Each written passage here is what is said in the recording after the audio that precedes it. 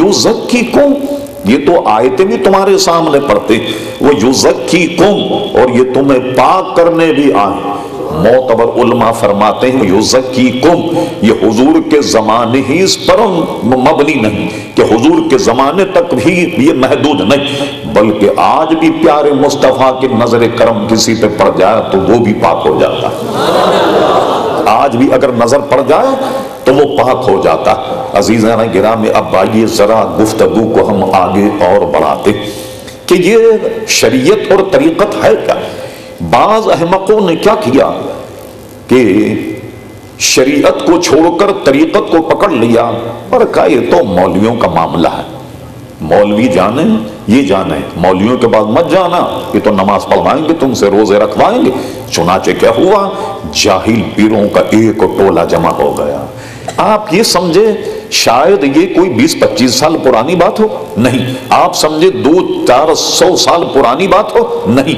बल्कि अगर आप कश्फुल महजूब हुजूर दाता गंबश अली हजवेरी की पढ़ लें, उस जमाने भी जाहिलों का एक टोला जमा हुआ जिसका शिकवा हजरत दाता साहब ने अपनी किताब कश्फुल महजूब में किया कि मैंने ये किताब इसलिए लिखी कि लोग तरीक़त और तसव्वुफ को तमाशा न समझ लें। मैं उन्हें बताना चाहता हूं कि तसव्वुफ और तरीक़त क्या, ताकि लोग जाहिलों के चुंगल में न आए और असल हकीकत तरीक़ा और तसव्वुफ की क्या है उसको बयान करूं।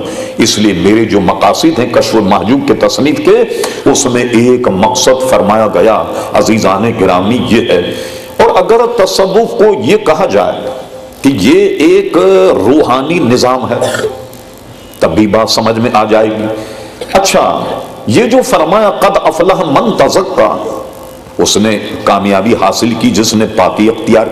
अगर इसको ज़ाहिरी पाकी, ज़ाहिरी नमाज रोज़ों पर अगर इसको अमल किया जाए, एक आदमी 40 साल से नमाज पढ़ रहा है, हो सकता है कामयाब हो जाए, हो सकता है 50 साल में कामयाब हो जाए, अल्लाह अकबर। लेकिन मैं अर्ज करूं तरीक़त यह है कि वो सफर जो 40-50 साल का अल्लाह का कोई नेक बंदा मिल जाए तो ये 40 साल का सफर आनम फानम में करा देता। जो तस्कीर नफ्स उसे 40-50 साल में मैसर आए, अल्लाह के नेक बंदे की नजर पड़ जाए तो वो आनन फानन में तस्कीर नफ्स कर देता और उसका काम कर देता।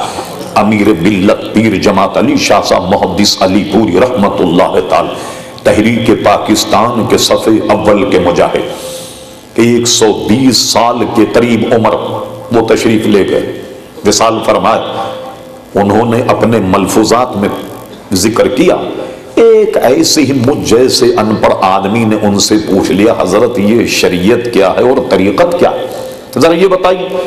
हदीस शरीफ में भी है कि बात करने वाले की ज़हन की सतह को देखकर उसको जवाब दिया जाए, उस जैसी बात की जाए। तो पीर जमात अली शाह साहब ने क्या बेहतरीन जवाब दिया। इल्मी तकरीर तो आप पहले सुन चुके, अब अवामी तकरीर ये है कि पीर साहब अमीर मिल्लत ने ये जवाब दिया कि एक चूंटी यहां से, मैं ये जबान में बता रहा हूं कि लाहौर जा रही है, कब तक पहुंचेगी। अगर लाहौर जाए हो सकता आप कहेंगे कम से कम 5 साल में पहुंचेगी। अगर ये लाहौर पैदल जाए तो फरमा ये है शरीयत का रास्ता कि पैदल जा रही है तो लाहौर पहुंचे तो पता चला 5 साल में पहुंची। और फरमा यही चूंटी अगर कबूतर के पर में लग जाए तो कितनी देर में पहुंचेगी। वो सफर जो 5 बरस का है, चंद घंटे में वो सफर आसान हो जाता है। तो क्या मतलब हुआ, कोई शेख कामिल अगर हाथ आ जाए तो वो सफर जो शरीयत का 20, 25 या 40 बरस का सफर हो, वो कामिल शेख उस सफर को आनन फानन में अजीज़ाने गिरामी करा देता। तो ये एक रूहानी निज़ाम है जिसको तरीक़त या तसव्वुफ़ कहा जाता। और खूब याद रखिए, इतने उलमा मौजूद हैं, इनसे तौसीक़ी की कलिमात भी आप कहलवा लीजिए। हरगिज़ हम उस तरीक़त को मानने वाले नहीं जिसमें गांजा पिया जाए, चरस पी जाए, उल्टे सीधे नारे लगाए जाएं, मज़ारों को सजदा किया जाए, सब बरेलियों के खाते में डाल दिया जाए। ये वो सारे मसाइल जिस पर आला हज़रत इमाम अहले सुन्नत फाज़िल बरेलवी रहमतुल्लाह अलैह ने बड़े दलाइल कायम की एक एक मसले पर। और वो तो ये तक फरमाते हैं कि जब कब्र किसी वली की कब्र पर जाओ तो कब्र को बोसा भी मत दो, فرماتے ہیں ادب اس میں ہے کہ اللہ کے نیک بندوں کے دربار میں ادب سے کھڑے رہے، سجدے پر مکمل رسالہ اعلیٰ فاضل بریلوی رحمت اللہ علیہ کا۔ تو لوگ سمجھے یہ تصوف، یہ طریقت، اللہ اکبر، سٹے کا نمبر بتانا، گھوڑے کا نمبر بتانا، اس کا شریعت سے اور طریقت سے عزیزان گرامی کیا تعلق ہے؟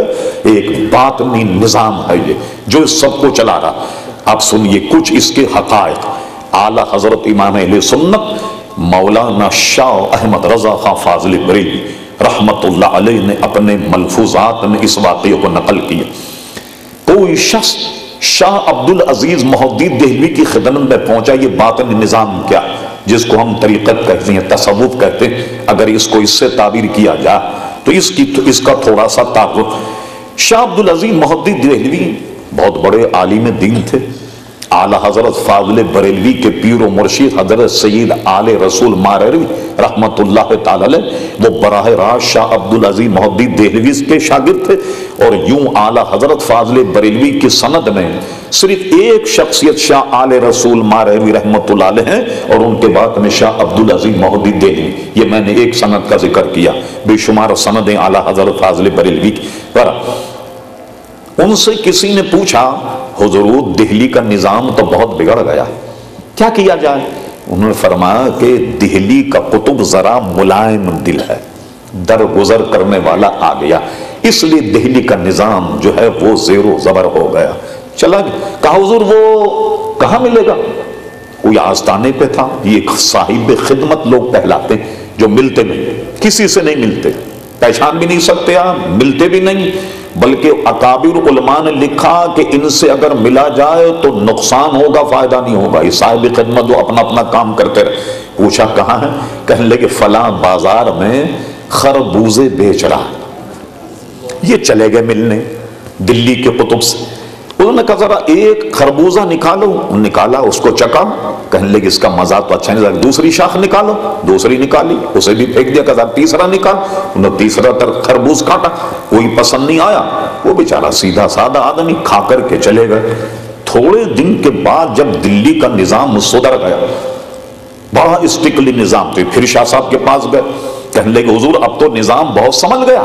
فرما اب جو دلی کا قطب آیا ہے نا یہ بڑا سخت آدمی، زبردست ایڈمنسٹریٹر، کہنے لگے جی وہ کہاں رہتا؟ کہا اسی جگہ خربوزے بیچ رہا۔ یہ گئے اس کا انٹرویو لینے، ایک خرپزہ انہوں نے چروایا، ایک شاخ نکالی، چکی، چکنے کے بعد اس کو پھینک دیا، کہا دوسری کرنا، روک، لینا ہے نہیں لینا، نکلے ادھر۔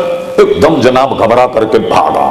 تو کبھی کبھی کوئی معاملہ ایسا ہو جائے تو کیا ہوتا ہے کہ کوئی ملائم دل اگر آدمی آئے، کچھ نظام میں ان میں بھی 4 گورنر ہوتے ہیں، جیسے کمشنر ہوتا ہے ایک شہر کا، ان میں بھی کمشنر ہوتا، جیسے ڈی سی ہوتے ہیں علاقے کے، ان میں بھی ڈی سی ہوتے ہیں، سارے علاقے کے سارے نظام کو مربوط کر کے عزیزان گرامی یہ چلاتے ہیں۔ یہ باطنی نظام، اور یہ جو نظام آپ دیکھ رہے ہیں یہ نظام بالکل ظاہری نظام ہے، اور بالکل اسی ایسا ہی نظام عزیزان گرامی باطنی ہے۔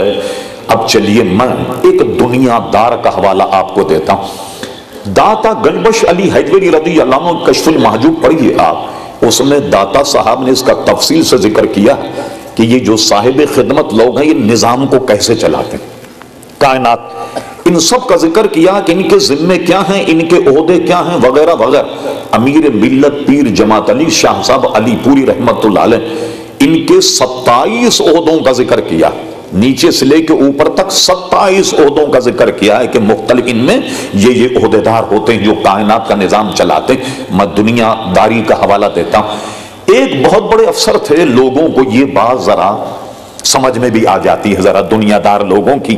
ایک بہت بڑے افسر تھے، ان کا نام تھا قدرت اللہ شاہ۔ ان کی ایک بہت بڑی تصنیف ہے، کوئی 1200-1300 صفحات کی، جس کا